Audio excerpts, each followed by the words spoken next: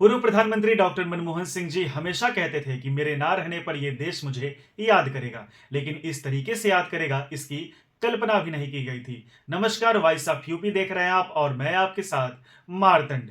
साथियों, अभी मनमोहन सिंह जी को गुजरे कुछ दिन भी नहीं हुए, लेकिन सियासी लड़ाइयां शुरू हो गई। और ये सियासी लड़ाइयां शुरू हुई उनके अपमान को लेकर के, उनके अंत्येष्टि संस्कार को लेकर के।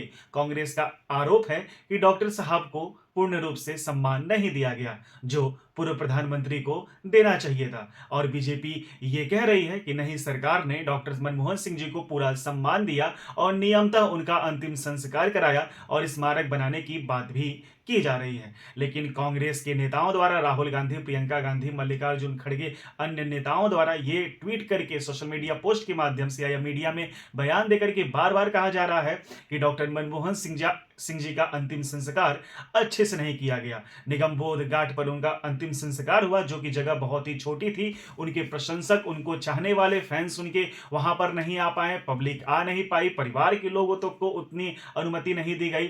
मतलब पूरा बाध्य तरीके से उनका अंतिम संस्कार हुआ। और अंतिम संस्कार वहीं होता है जहां उनका स्मारक बनना चाहिए, और वो जगह इतनी छोटी है कि वहां स्मारक नहीं बन सकता। इधर बीजेपी के लोग कह रहे हैं कि रात 12 बजे प्रधानमंत्री जी ने लेटर साइन किया कि निगम बोध घाट पर उनका अंतिम संस्कार हो और स्मारक भी बनाया जाए। इधर जेपी नड्डा जी लाइव आकर के वीडियो उन्होंने बनाया और कांग्रेस पर जोरदार हमला किया और बरसे। उन्होंने नरसिम्हा राव जी की जब डेथ हुई थी तो नरसिम्हा राव जी के बॉडी को कांग्रेस दफ्तर में ले जाने की अनुमति नहीं दी गई थी। इस बात का जिक्र किया क्योंकि नरसिम्हा राव जी तो पूर्व प्रधानमंत्री थे और कांग्रेस से ही थे। उनका इस तरीके से कांग्रेस ने अपमान किया, ये जेपी नड्डा जी का कहना है। जेपी नड्डा जी ने तो यहां तक कहा कि कांग्रेस के नेताओं में केवल कांग्रेस के राहुल गांधी, सोनिया गांधी, प्रियंका गांधी के ही परिवार को तवज्जो मिलती है। जितने भी एयरपोर्ट बने, बंदरगाह बने, स्कूल बने, विद्यालय बने, सड़कों का निर्माण हुआ, वो सारे के सारे केवल गांधी परिवार के ही नाम तक सीमित रहा, उन्हीं के नाम पर बना। गांधी परिवार ने अपने आप को ही भारत रत्न तक दे दिया और अन्य किसी कांग्रेसी नेताओं का उन्होंने जो है कि बड़ाई नहीं की, उनका सम्मान नहीं किया, केवल अपमान ही करते रहे। जब तक डॉक्टर मनमोहन सिंह जी जिंदा थे तब तक कांग्रेस ने उनका अपमान किया। उन्होंने कहा कि डॉक्टर मनमोहन सिंह जी देश के प्रधानमंत्री थे, लेकिन सुप्रीम पावर तो सोनिया गांधी के पास ही था। यहां तक प्रधानमंत्री जी द्वारा जो अध्यादेश लाया गया था, उस अध्यादेश को भी भरे मंच से राहुल गांधी ने फाड़कर फेंक दिया। ये राहुल गांधी को याद करना चाहिए कि उन्होंने मनमोहन सिंह जी का किस तरीके से अपमान किया। और जब मनमोहन सिंह जी की डेथ हो जाती है तो राहुल गांधी एक्स पर लिखते हैं कि मैंने अपने जीवन के सबसे बड़े इंस्पायरिंग पर्सन और प्रेरणा स्रोत को आज खो दिया। ये किस तरीके का छल और दिखावा है। जब मनमोहन सिंह जी की अंत्येष्टि हो रही थी, जब उनका काफिला जा रहा था, पूरी जनता देश की उनकी आखिरी दर्शन के लिए तैयार थी, तो आप सभी ने देखा होगा वीडियो में, टीवी पे, सोशल मीडिया पे या सामने से कि राहुल गांधी जी जो अंतिम संस्कार की गाड़ी थी जिसमें उनका पार्थिव शरीर रखा गया था, उस गाड़ी पर खुद खड़े थे और ठंड के मौसम में व्हाइट वाली टी शर्ट पहन के वो अच्छे तो लग ही रहे थे और उन्हें ठंड भी नहीं लग रही थी, और पार्थिव शरीर के साथ वो रथ पर सवार होकर के घूम रहे थे। और अंतिम संस्कार जब हुआ, जब उनकी लाश को अग्नि दी गई, तब भी वहां पर वो थे और अग्नि भी उन्होंने दी। ये पता नहीं दिखावा था कि किस बात का, या बहुत बड़ा प्रेम था मनमोहन सिंह जी के प्रति, ये तो अब राहुल गांधी और ऊपर वाला ही जाने। लेकिन जेपी नड्डा साहब ने जोरदार हमला किया और कांग्रेस की तो धज्जियां उड़ा दी। कहना लायक तो यही सारी चीजें हैं। उन्होंने यहां तक कह दिया कि सोनिया गांधी और उनकी सरकार ने एक अध्यादेश लाया था कि किसी भी नेता का स्मारक आइंदा नहीं बनाया जाएगा। उन्होंने किसी का स्मारक नहीं बनवाया, बल्कि जब प्रधानमंत्री नरेंद्र मोदी जी हुए तो उन्होंने प्रधानमंत्री संग्रहालय बनवाया और अब स्मारक बनाने की बात की जा रही है। प्रधानमंत्री जी खुद लाइव आकर के मनमोहन सिंह जी के बारे में बोले, मनमोहन सिंह जी को श्रद्धा सुमन अर्पित किया। और यहां तक देखिए, जब निगम बोध घाट पर मनमोहन सिंह जी का अंतिम संस्कार हो रहा था तो देश की राष्ट्रपति द्रौपदी मुर्मू, प्रधानमंत्री नरेंद्र मोदी और अमित शाह गृह मंत्री, अन्य उनके मंत्री राजनाथ सिंह जी, अश्विनी वैष्णव जी, जेपी नड्डा जी खुद वहां पर मौजूद थे और पूरा 1.5 घंटे तक वहां पर उपस्थिति दर्ज कराई। देश में 7 दिन का राष्ट्रीय शोक भी रखा गया है और यहां तक बीजेपी कह रही है कि हमने इस तरीके से मनमोहन सिंह जी को सम्मान दिया। लेकिन इधर देखिए, प्रियंका गांधी जी ट्वीट करती हैं और सोशल मीडिया पर लिखती हैं कि पूर्व प्रधानमंत्री डॉक्टर मनमोहन सिंह जी के अंतिम संस्कार के लिए उचित स्थान व उपलब्ध नहीं कराई गई। सरकार ने प्रधानमंत्री पद की गरिमा और मनमोहन सिंह जी की शख्सियत का अपमान किया, उनकी विरासत का अपमान किया और सिख समुदाय के साथ न्याय नहीं किया, बहुत ही खराब व्यवहार किया, ऐसा प्रियंका गांधी जी लिखती हैं। इससे पहले सभी पूर्व प्रधानमंत्रियों को सर्वोच्च सम्मान और आदर दिया गया था। डॉक्टर मनमोहन सिंह जी इस सम्मान और समाधि स्थल के हकदार हैं। आज पूरी दुनिया उनके योगदान को याद कर रही है। सरकार को इस मामले में राजनीति और ये औचक हरकत नहीं करनी चाहिए। आज सुबह डॉक्टर मनमोहन सिंह जी के परिजनों को चिता स्थल पर जगह के लिए मशक्कत करते हुए देखी गई, भीड़ में जगह पाने के लिए कोशिश करते देखी गई और जगह के अभाव में आम जनता को परेशान होते भी देखा गया। और इस तरीके से आम जनता ने सड़क से बाहर खड़े होकर के श्रद्धांजलि दी। अब प्रियंका गांधी इतना लंबा चौड़ा लिख दी प्रधानमंत्री मनमोहन सिंह जी के बारे में कि उनका बीजेपी ने अपमान किया। और अब सोचने वाली बात है कि अपमान किसने किया, जीते जी अपमान किसने किया और मरने के बाद अपमान किया किसने किया। डॉक्टर मनमोहन सिंह जी तो कहते थे कि मेरे ना रहने पर देश मुझे याद करेगा, लेकिन इस तरीके से याद करेगा ये कल्पना से परे था। राजनीति सियासत शुरू हो चुकी है। अब निगम बोध घाट उनके लिए छोटा लग रहा था, स्मारक के लिए जगह कहाँ मिले। मैं तो कांग्रेस से कहना चाहूंगा कि कांग्रेस वालों का इतना बड़ा कार्यालय, इतने बड़े बड़े घर है, वहीं एक सुंदर सुंदर सा स्मारक मनमोहन सिंह जी की याद में आपको भी अलग से बनवा ही देना चाहिए। और भैया मोदी साहब भी स्मारक तो बनवाएंगे ही, उन्होंने पत्र भी लिख करके दिया है और खुले मंच से उन्होंने कह भी दिया कि मैं स्मारक बनवाऊंगा। इधर अगर प्रधानमंत्री मनमोहन सिंह जी की बात की जाए, उनके देवासान के बाद उनके अंतिम समय में विश्व के कई बड़े बड़े हस्तियों ने, नेताओं ने उनके लिए ट्वीट किया, पोस्ट किया और अपना श्रद्धा सुमन अर्पित किया। America, China, Japan, Mauritius, Malaysia, रूस, इन सभी ने अपनी संवेदनाएं व्यक्त की और कहा कि भारत ने बहुत ही अनमोल रत्न खो दिया है।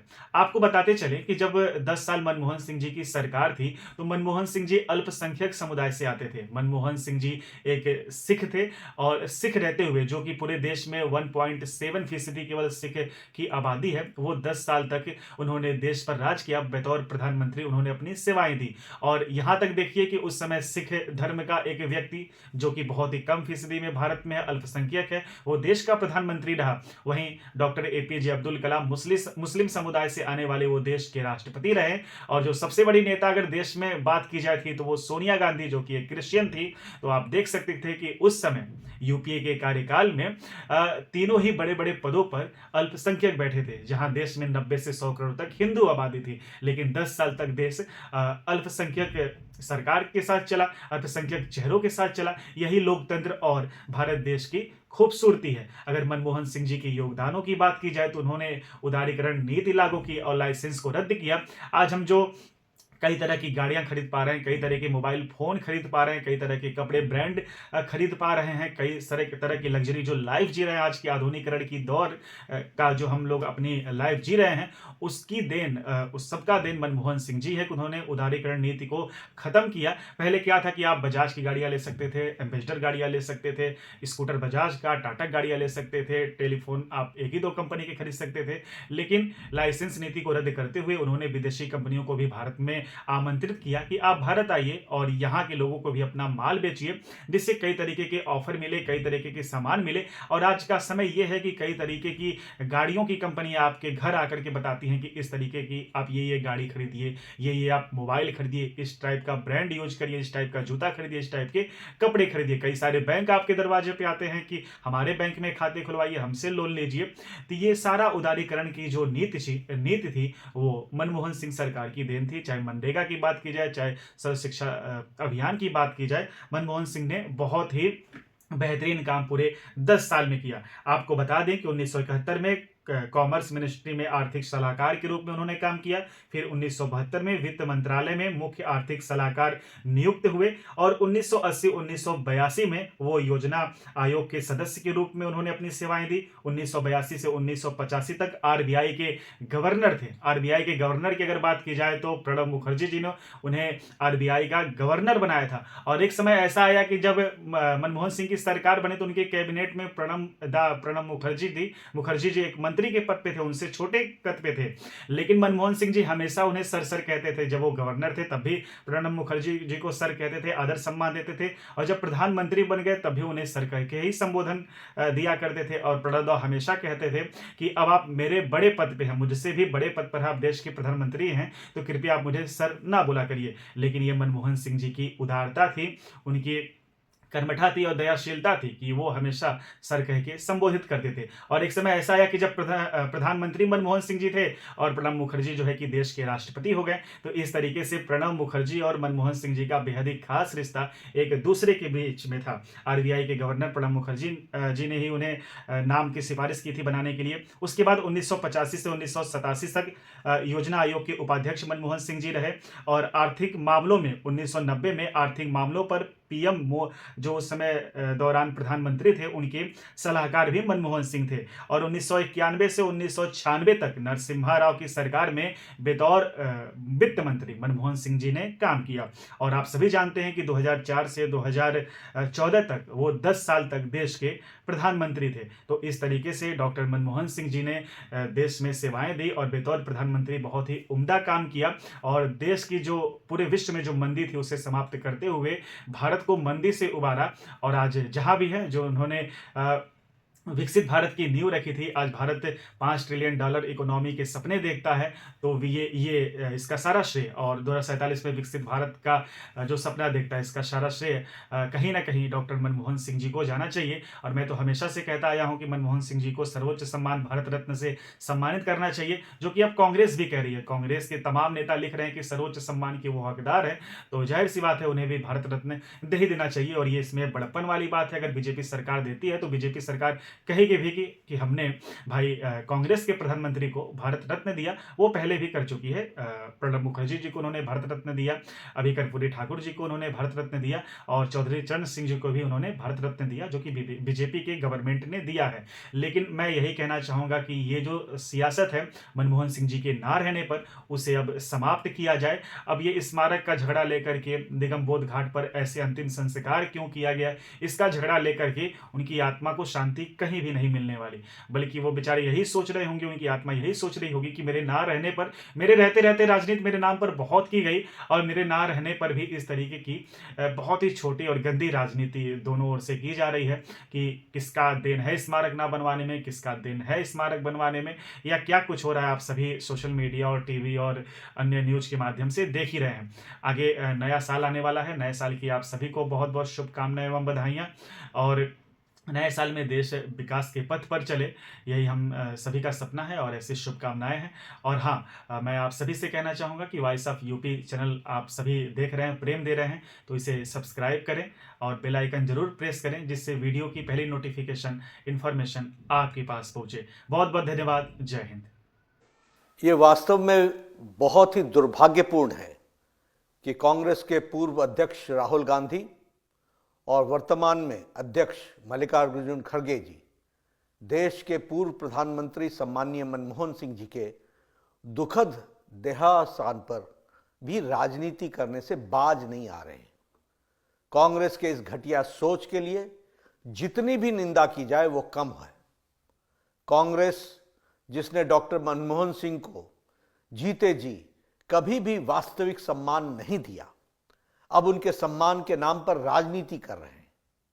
ये वही कांग्रेस है जिसने पीएम मनमोहन सिंह जी को के ऊपर सुपर पीएम के रूप में मैडम सोनिया गांधी जी को बिठा करके पीएम पद की गरिमा को धूमिल किया, उसे नीचा दिखाया।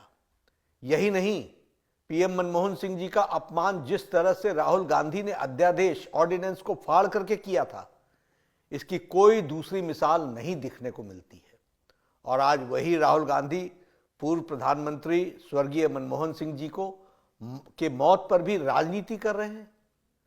गांधी परिवार ने अपने परिवार को छोड़कर देश के किस बड़े नेता को सम्मान दिया है और न ही उनके साथ न्याय किया है, चाहे वो कांग्रेस पार्टी से हो या विपक्ष से हो, चाहे वो बाबा साहब अंबेडकर हों, देश के पहले राष्ट्रपति राजेंद्र बाबू हों, सरदार पटेल हों, लाल बहादुर शास्त्री जी हों, या फिर पीवी नरसिम्हा राव जी हों, प्रणब दा हों, सीताराम केसरी जी हों, श्रद्धेय अटल बिहारी वाजपेयी जी हों, अन्य दूसरे किसी भी बड़े नेता को कांग्रेस और गांधी परिवार ने सदैव उनका अपमान किया है। कांग्रेस नेताओं और उनके समर्थकों ने तो श्रद्धेय अटल बिहारी वाजपेयी जी के देहावसान पर के बाद भी उनका अनवरत अपमान किया। इसके कई उदाहरण मौजूद हैं। पूर्व प्रधानमंत्री आदरणीय मनमोहन सिंह जी की समाधि के लिए आदरणीय प्रधानमंत्री श्री नरेंद्र मोदी जी के नेतृत्व में सरकार ने जगह भी दी और परिवार को सूचित भी किया है। फिर भी कांग्रेस झूठी खबरें फैला रही है। वैसे कांग्रेस का इतिहास याद रखने की जरूरत है। 23 दिसंबर 2004 को पूर्व प्रधानमंत्री श्री नरसिम्हा राव जी के निधन के बाद दिल्ली के राजघाट परिसर में समाधि स्थल बनाए जाने की मांग की गई थी, लेकिन उस समय सोनिया गांधी जी ने उनको नामंजूर कर दिया था। उनके पार्थिव शरीर को कांग्रेस के दफ्तर में जगह तक नहीं दी गई थी। कांग्रेस नहीं चाहती थी कि नरसिम्हा राव जी का अंतिम संस्कार दिल्ली में हो और बाद में उनका अंतिम संस्कार हैदराबाद में किया गया। ये प्रधानमंत्री श्री नरेंद्र मोदी जी थे जिन्होंने 2015 में नरसिम्हा राव जी के लिए एक स्मारक की स्थापना की और 2024 में भारत रत्न देकर उनका मान बढ़ाया, सम्मान दिया। जब 2020 में पूर्व राष्ट्रपति भारत रत्न डॉक्टर प्रणब मुखर्जी का निधन हुआ तो कांग्रेस कार्य समिति द्वारा शोक सभा बुलाने की भी जहमत नहीं उठाई गई। कांग्रेस को याद हो या न हो, लेकिन उनकी याददाश्त के लिए मैं बता देना चाहता हूं कि 2013 में कांग्रेस की यूपीए सरकार ने राष्ट्रीय स्मृति बनाने का निर्णय लिया था और तय किया था कि किसी भी नेता के लिए अलग से समाधि स्थल नहीं बनेगा।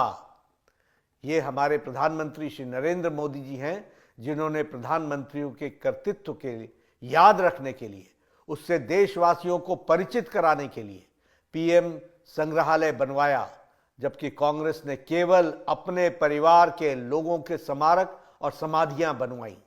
सम्मान का असली मतलब सीखना है तो आदरणीय प्रधानमंत्री नरेंद्र मोदी जी से सीखना चाहिए। एक अनुमान की माने तो कांग्रेस सरकारों द्वारा देश में करीब 600 सरकारी योजनाएं, शिक्षण संस्थानों, अवार्डों, सड़कों के नाम, नेशनल पार्कों के नाम, म्यूजियम्स, एयरपोर्ट, बंदरगाह, इमारतें और खेल के नाम पर, नेहरू गांधी परिवार के नाम पर रखे गए, जबकि बाकी शख्सियतों के नाम पर योजनाएं केवल उंगली पर गिनने लायक हैं, उंगली पर गिनी जा सकती हैं।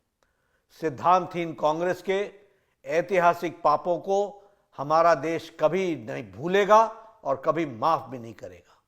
राहुल गांधी जी, मल्लिकार्जुन खड़गे जी और कांग्रेस पार्टी के अन्य नेताओं को ऐसी घटिया राजनीति से बाज आना चाहिए।